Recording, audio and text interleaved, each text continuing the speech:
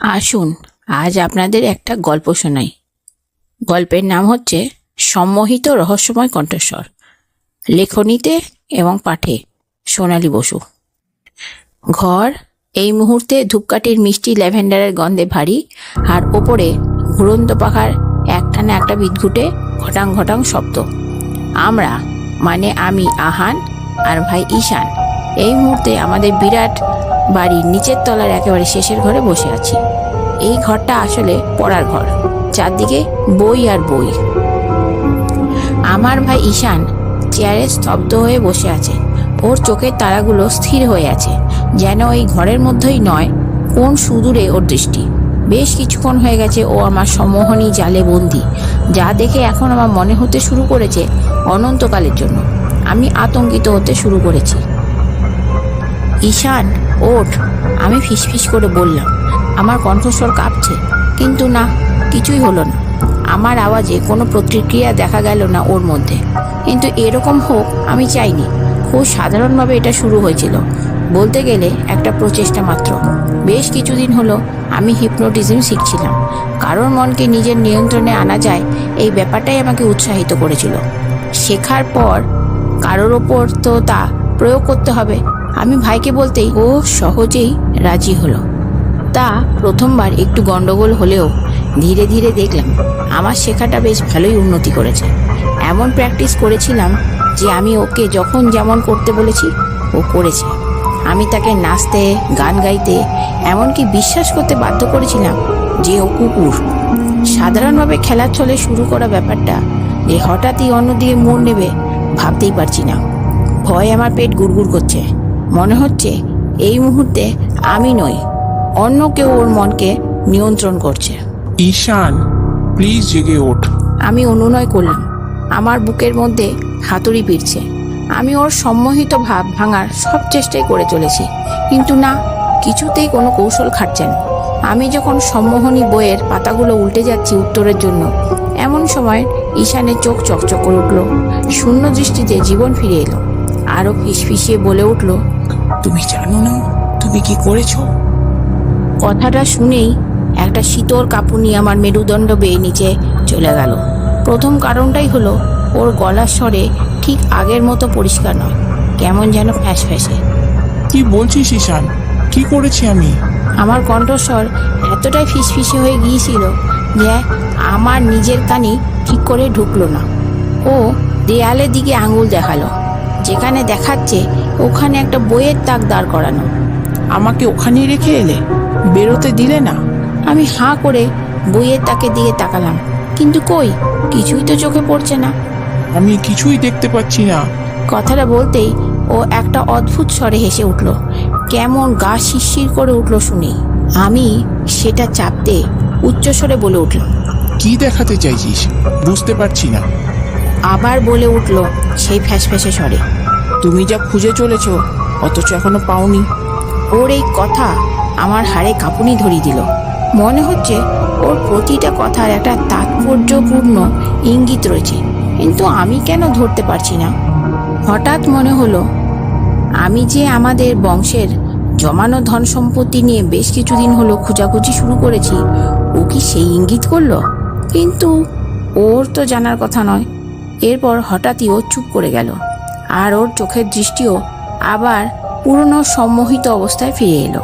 কিন্তু ততক্ষণে আমার মনের মধ্যে সন্দেহ দানা বাঁধতে শুরু করলো। আচ্ছা, ও কি তাহলে আমার কাজকর্মের ধারা অনুসরণ করছে? আমি ওকে ভালো করে দেখলাম, কিন্তু না, ওর সম্মোহন মোটেও ভাঙেনি।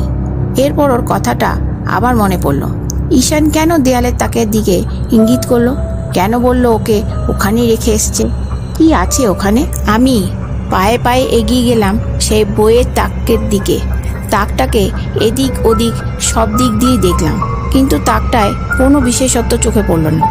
বেশ কিছুক্ষণ ওদিকে তাকিয়ে থাকার পর আমি আবার ঈশানের দিকে ঘুরে তাকালাম। ঈশান আমারই দিকে তাকিয়ে আছে। ও কি খেয়াল করছে যে আমি কি করছি? আমার শিরদাঁড়া আবারও শিরশির করে উঠল। হঠাৎ একটা খেয়াল এলো মাথায়। আমি আবার ঘুরে তাকালাম তাকটার দিকে।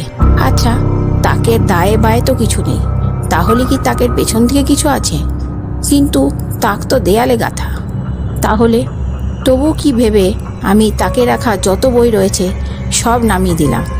বই নামাতেই খেয়াল করলাম তাকের পাটাতনগুলো আলগা। তার মানে ওগুলো খুলে নামানো যায়।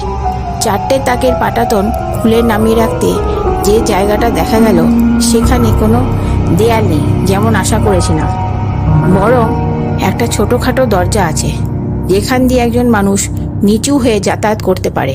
আর সেই দরজার একটা ছোট্ট হাতলও আছে।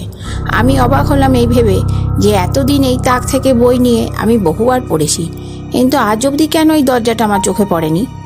আচ্ছা, কি আছে ওই দরজার পেছনে? কোনো গুপ্ত ঘরের দরজা কি ওটা, নাকি চোরা রাস্তা এই বাড়ি থেকে বেরিয়ে যাওয়ার? আচ্ছা, গুপ্তধন থাকতে পারে কি?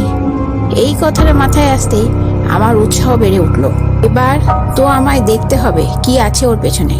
আমি দরজাটা টানা হ্যাচড়া করে খুলে ফেললাম, আর ফেলতেই চোখের সামনে ফুটে উঠল গভীর অন্ধকারে আচ্ছন্ন একটা রাস্তা। ওখানে পা দিতে গেলে আমায় আলো নিয়ে আসতে হবে, কিন্তু এখন আমার কৌতূহল এমন পর্যায়ে এসে পৌঁছেছে যে আমার মধ্যে সে ধৈর্য নেই। তাই পকেটে থাকা মোবাইলের টর্চ জ্বেলেই ভেতরে পা দিলাম। একজন মানুষ নামতে বা উঠতে পারে সেই রকম সরু রাস্তা। 3 ধাপ সরু সিঁড়ির শেষে রাস্তাটা এগিয়ে গেছে। চারপাশে মাকড়সা তার জাল বিস্তার করেছে, বংশবৃদ্ধিও করেছে। যেদিকে আলো ঘোরাই তাদেরকেই দেখতে পাচ্ছি। ঝুলে থাকা মাকড়সার জালগুলো এড়িয়ে এগিয়ে চলেছি। বেশি দূর এগোতে হলো না। সরু প্যাসেজ তাড়াতাড়ি একটা ঘরে নিয়ে গিয়ে উপস্থিত করলো আমায়। ঘরটাও ঘুটঘুটে অন্ধকার, আর ভেতরে কেমন এক বিচিত্র গন্ধ। ভেতরে ঢুকে মোবাইলের আলো এদিক ওদিক ঘোরাতে যা চোখে পড়ল তাতে আমার চোখ বড় বড় হয়ে উঠল।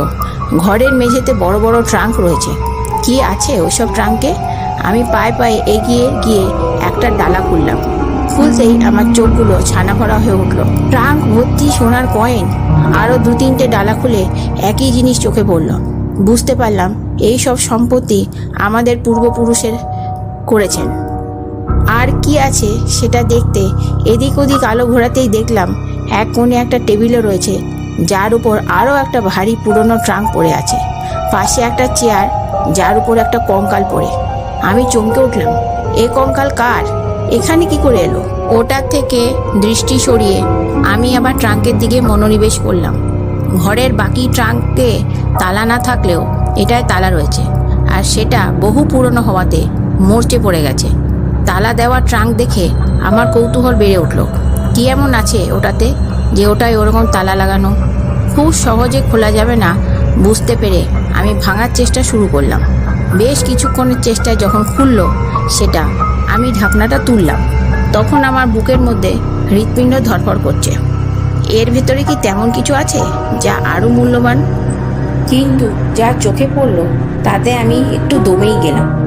ডায়েরিটা এই বংশের 3 পুরুষ আগের এক জমিদার পুত্রের। সেই ছেলে যথেষ্ট ছোট থাকাকালীন প্রথমে জমিদার গিন্নি ও পরে জমিদারবাবু মারা যান। তারা যাওয়ার পরে পুরো বাড়িতে তখন জমিদারবাবুর ছেলে আর তাকে আর জমিদারি দেখাশোনা করার জন্য একরাশ কর্মচারী ছাড়া আর কেউ ছিল না। প্রচুর ধন সম্পত্তির মালিক হয়ে যাওয়াতে আর শাসন করার জন্য কেউ না থাকাতে সে যথেচ্ছাচারী হয়ে উঠল। ওর অত্যাচারে সবাই অতিষ্ঠ যখন, তখন জমিদার বাড়িতে একটা নাবালক ছেলে এলো। তাকে যে দিতে এসেছিল সে জমিদার বাড়িরই কর্মচারী, তবে জমিদারির দূরের তালুকের কাজকর্ম দেখাশোনা করে। জমিদার পুত্র যখন এই নাবালকের পরিচয় জানতে চাইল, তখন সে শুনল ও নাকি ওর বইমাত্রেও ভাই। জমিদারবাবু নাকি সেই দূরের তালুকের কোন প্রজার মেয়েকে বিয়ে করেছিলেন। জমিদারবাবু ওদের প্রতি মাসের খরচ দিয়ে আসতেন, তাই ওরা কোনোদিন এই বাড়িতে পা রাখেনি।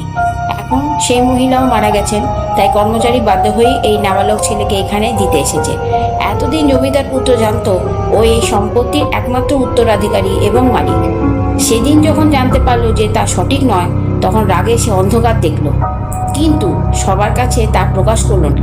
ভাইকে সাদরে ঘরে নিল, আর যে কজন কর্মচারী বা প্রজা জানতে পেরেছিল নাবালকের আসল পরিচয়, তাদেরকে বলল কাউকে কিছু না বলতে, কারণ তার ইচ্ছে একটা বিশেষ দিন দেখে সবাইকে নিমন্ত্রণ করে সবার সাথে ভাইয়ের পরিচয় করাতে। কেউ কোনো আপত্তি করল না। সময় চেয়ে নিয়ে ও প্ল্যান কষতে বসলো কি করে এই আপদকে চিরদিনের মতো বিদায় করবে, তাও সবার অজান্তে। ছক কষে নেওয়ার পরে ও ভাইকে নিয়ে এই গুপ্ত ঘরে আসে। তারপর ভাইকে বলে, আমরা তো এই সম্পত্তির সমান ভাগিদার, কিন্তু এখানে কত মোহর রয়েছে তা আমার জানা নেই। তুমি যদি আমাকে গুনতে সাহায্য করো, সমান ভাগ করতে হবে তো। ভাই সন্দেহ করেনি, দুজনে গোনা শুরু করে। আর জমিদার পুত্র ভাইকে দেখিয়ে দেখিয়ে সেই গুনতির হিসাব এই ডায়েরিতে লিখে রাখে। বেশ খানিকক্ষণ পরে, ভাই আমার বেশ খিদে পেয়েছে, তোমারও পেয়েছে নিশ্চয়, আমি তাহলে আমাদের খাওয়ার জন্য কিছু নিয়ে আসি বলে জমিদারের বড় পুত্র বেরিয়ে আসে ওই ঘর থেকে আর দরজাটা বন্ধ করে দেয়। সেই নাবালক আর কোনোদিনই ওই ঘর থেকে বেরিয়ে আসতে পারেনি। জমিদার বাড়ির কর্মচারী বা প্রজারা জানতে পারে যে জমিদার পুত্র ভাইকে ভালো পড়াশোনা করার জন্য দূরে পাঠিয়ে দিয়েছে। সবটা পড়ে আমার সর্বাঙ্গ কেঁপে উঠল। সম্পত্তির জন্য এত নিষ্ঠুর হতে পারে মানুষ? কথাটা বিড়বিড়িয়ে বললাম আমি, আর মনে মনে কথাটা উচ্চারণ করতেই কেউ একজন আমার কানের কাছে ফিসফিস করে উঠল, হ্যাঁ পারে। আমি চমকে পেছনে ফিরে দেখি ঈশান, আমার ভাই, ঠিক আমার পেছনে দাঁড়িয়ে। মোবাইলের টর্চের আলো ওর মুখের উপর পড়েছিল, আর তাতে যা দেখলাম আমার ভেতরটা কেমন ভয়ে শুকিয়ে উঠল। সামনে দাঁড়ানো চেহারাটা ঈশানের হলেও ওর ওপর অন্য কারোর ছায়া রয়েছে যে ওকে নিয়ন্ত্রণ করছে। দেখে বোঝা যাচ্ছে ও এখনো সম্মোহনেই রয়েছে। আমাকে ঘুরে তাকাতে দেখে বলল, সেই বদমাসটা আবার ওই পৃথিবীতে এসছে নতুন জন্ম নিয়ে। তারপর একটু থেমে বলল, জানতে চাও না কে সেই নিষ্ঠুর জমিদার পুত্র? আমার উত্তরের অপেক্ষা না করেই ও বলল, তুমি সেই। কথাটা শুনেই আমার অন্তরাত্মা কেঁপে উঠল, গলা চিরে বেরিয়ে গেল, না, এটা হতে পারে না, এটা অসম্ভব। আর আর তুই এসব জানলি কি করে? আমার প্রশ্নের উত্তরে ঈশান হেসে বলল, জানি, কারণ আমি সেই হতভাগ্য যার কঙ্কাল ওইখানে পড়ে, যার এত বছরেও মুক্তি হয়নি। তা যাই হোক, আজ আমি সুযোগ পেয়েছি যা হয়েছিল আমার সাথে তার প্রতিকার করার। আমি চমকে উঠে বললাম, কি কি করতে চাস তুই? আমার এই প্রশ্নে ঈশান হঠাৎ অট্টহাস্য করে উঠল, আর সেই মুহূর্তে মোবাইলের আলোটা দপ করে নিভে গেল। সেই অন্ধকার থেকে ওর আওয়াজ ভেসে এলো, তুই যা করেছিলি তাই। বলেই আমাকে ঠেলা মেরে ফেলে দিয়ে ও ঘরের সিঁড়ির ওপরে গিয়ে দাঁড়ালো, আর ওখান থেকে বলল, আজ থেকে তুই এই সম্পত্তির হিসাব কর। না না, আমার সাথে এটা করিস না, আমার ভুল হয়ে গেছে, আমায় ক্ষমা কর, আমাকে বেরোতে দে, আমি বাইরে বেরোতে চাই। কেউ আমার কথার উত্তর দিল না। দরজা বন্ধ হয়ে গেল। সমাপ্ত।